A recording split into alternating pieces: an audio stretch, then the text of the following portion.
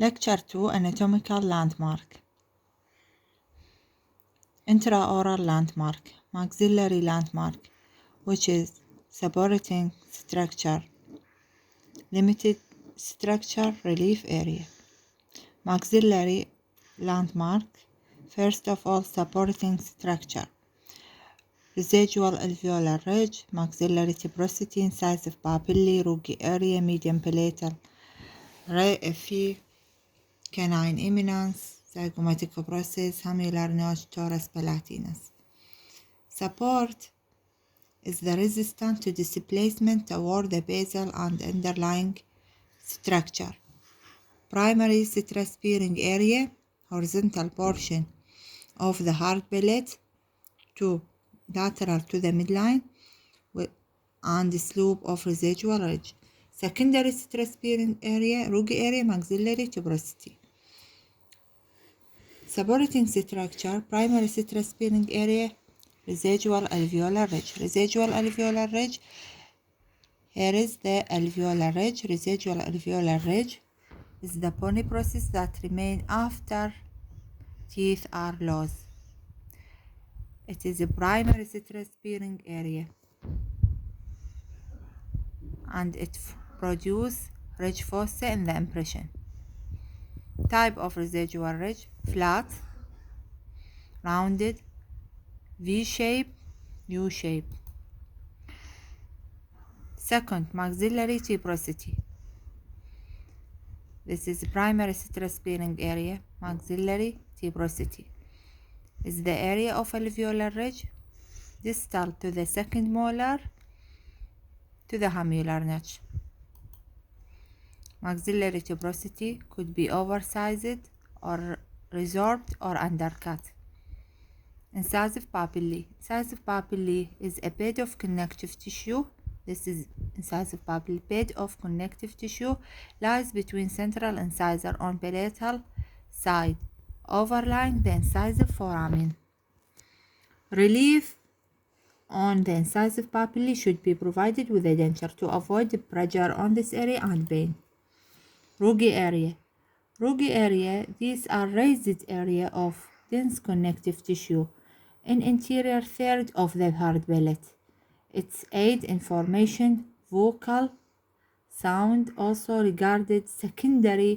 considered secondary stress-bearing area. Median palatine raphe, it overlie median palatal suture. It extends from incisive papillae to the distal end of the hard palate. Canine eminence is the rounded elevation at the corner of the mouth represent the location of the root of the canine. Zygomatic process, here is the zygomatic process located opposite to the first molar. Relief over this area may require to prevent soreness of underlying tissue. Hamular notch, it's located between maxillary tuberosity and hamular notch. It is narrow cleft of loose connective tissue. Torus palatinus, it is hard bony enlargement. This is hard bony enlargement in the midline of the roof of the mouth. It's found in some patients. Surgical correction may require to remove this eminence. Second, as we say, the maxillary arch landmark is supporting structure. B, limiting structure. Limiting structure is labial frenum, buccal frenum, labial vestibule, buccal vestibule, fovea palatina, vibrating line.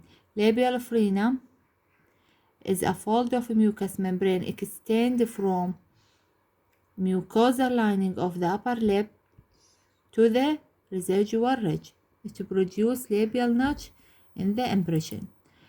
Buccal frenum is fold of mucous membrane extend from buccal mucous membrane reflection toward the slope of residual alveolar ridge. Orbicularis oris muscle pull it forward, while buccal muscle pull it backward. Labial vestibule, it extends on both sides from labial frenum to buccal frenum, bounded by upper lip and residual alveolar ridge. In the denture, this area filled with labial flange. Buccal vestibule, it extends from buccal frenum distal to the distally, from buccal frenum distally. The area of the denture, or the part of the denture that fills this place, is called buccal flange. Fovea palatine, two indentation on each side of the midline formed by coalescence of several mucous membrane ducts. It helps in location vibrating line that help in locating the posterior border of the denture. The vibrating line is imaginary line drawn across the palate, extend from hamular notch to the other. In the denture, posterior border known as posterior palatal seal area. This is limiting structure of maxillary denture, as we say. Maxillary arch landmark also consists of relief area. What is relief area? Relief area incisive papillae, mid-palatine raphe, crest of residual ridge, cuspid eminence, zygomatic process. This is all anatomical landmark of maxillary arch. Thank you.